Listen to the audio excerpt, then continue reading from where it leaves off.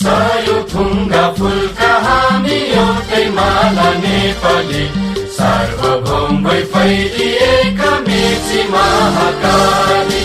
सय थुङ्गा फुलका हामी एउटै माला नेपाली, सार्वभौम भई फैलिएका मेची महाकाली।